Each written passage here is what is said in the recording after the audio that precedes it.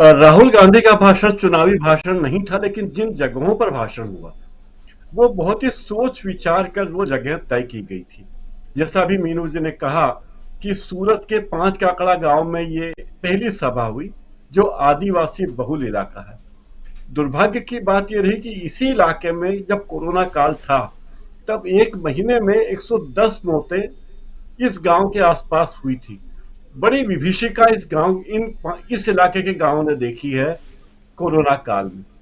तो राहुल गांधी या कांग्रेस पार्टी ने यह तय किया कि ऐसी जगह मीटिंग की जाए जो आदिवासी बहुल गांव हो, जहां लोग राहुल गांधी को सुनना चाहते हो, भले ही बहुत बड़ी भीड़ न दिखे। एक छोटे गांव में आम सभा थी, लेकिन आम सभा में बहुत भारी भीड़ नहीं दिखाई गई, लंबा एलईडी स्क्रीन नहीं बनाया गया, बड़ा भारी मंच नहीं बनाया गया, बड़े कनात तंबू नहीं लगाए गए। सीधी सादी चुनावी सभा थी आदिवासी इलाके की। और वहां राहुल गांधी ने जो बातें कही, वो बातें महत्वपूर्ण इसलिए है कि उन्होंने वो सारी बातें आदिवासियों से संबंधित उठाई और बताया कि देश के दूसरे इलाकों में आदिवासी भाइयों को क्या कष्ट हो रहा है। और ये पूरा इलाका, जिस इलाके में राहुल गांधी की सभा हुई, वो इलाका मध्य प्रदेश से सटा हुआ है, ज्यादा दूर नहीं है। और मध्य प्रदेश में भी आदिवासी बड़ी संख्या में रहते हैं, और खासकर झाबुआ अलीराजपुर जिलों में तो आदिवासियों की संख्या, उनकी आबादी का प्रतिशत करीब 85% है। तो ऐसे इलाके को उन्होंने चुना जिसका असर दूरगामी परिणाम होगा, मध्य प्रदेश में भी उसका असर होगा। और मध्य प्रदेश की सरकार भी हिली हुई है, नए कानून बना रही, कुछ इस तरह के फजीते कर रही कि हम आदिवासियों के हित में हैं।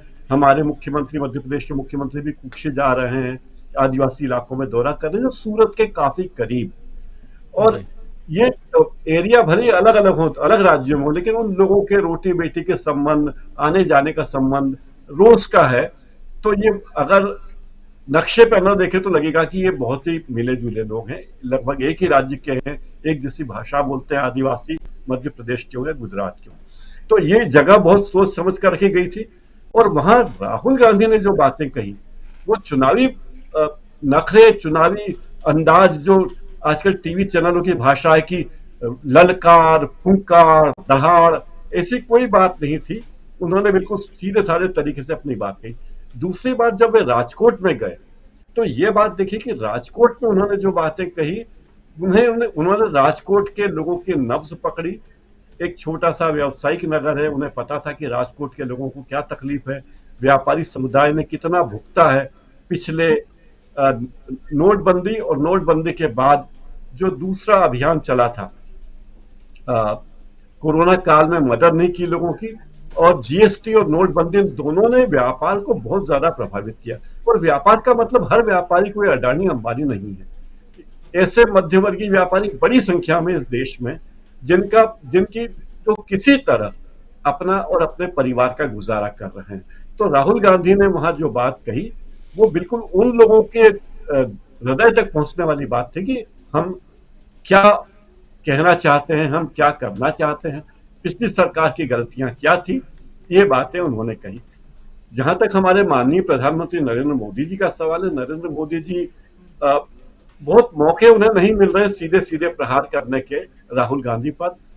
उन्होंने अपनी रणनीति के तहत राहुल गांधी और उनके पार्टी के लोगों का मजाक उड़ाना बंद कर दिया है, अच्छी बात है। लेकिन जिस तरह मधुसूदन जी के बारे में उन्होंने एक नेता को, जो अभी सांसद भी नहीं है, जो कभी राज्यसभा के सांसद थे, और कांग्रेस के चुनाव के पहले उनका नाम कितने लोगों ने सुना होगा मुझे पता भी नहीं, आम लोगों में कितने लोगों ने सुना होगा, लेकिन उनकी किसी बात को लेकर जो कहा गया औकात, तो ये फार्मूले थे जिसकी हमारे प्रधानमंत्री जैसी शख्सियत को कोई जरूरत नहीं। प्रधानमंत्री नरेंद्र मोदी एक और काम करे, आजकल नियुक्ति पत्र बांट रहे हैं ऑनलाइन। ये 71,000 लोगों को नियुक्ति पत्र बांटा गया। इसके पहले नियुक्ति पत्र जो संस्था का पदाधिकारी होता था, वरिष्ठ अधिकारी होता था, वो देता था। लेकिन आजकल ये फैशन आ गया सरकार में, क्योंकि इस सरकार ने हर चीज को एक इवेंट में तब्दील कर दिया है। इसलिए किसी की नौकरी लगती है तो वो भी इवेंट है, अगर आप अपने घर में चाय पीते हैं तो वो भी इवेंट है। तो ये जो इवेंट बनाने की रणनीति हर चीज को, उसकी तरफ ये जा रहे हैं। लेकिन राहुल गांधी के दोनों भाषण मुझे बहुत अच्छे लगे, मैंने दोनों भाषण सुने और बहुत ही संतुलित रहे हुए, हालांकि राजकोट का भाषण थोड़ा छोटा था, शाम का समय था, लोगों को अपने घरों में जाना था, दूर दूर इलाकों से लोग आए थे, लेकिन बहुत संतुलित भाषण था। और उसके पहले सूरत के पांच वो महुआ गांव का जो भाषण था, उस भाषण के साथ एक बात थी कि थोड़ा विलंब से शुरू हुआ, लेकिन बड़ी संख्या में लोग वहां थे और राहुल गांधी ने खुलकर अपनी बातें वो कही जो आदिवासियों के मन को छू जाए। तो मुझे लगता है कि राजनीतिक भाषण तो थे राहुल गांधी के, लेकिन उनका अंदाज राजनीतिक नहीं था, उनका अंदाज एक दार्शनिक का था और एक राष्ट्रीय पार्टी के नेता का था जो दूरगामी सोच रखता है। ये मेरा विचार है। जी बिल्कुल बिल्कुल सही।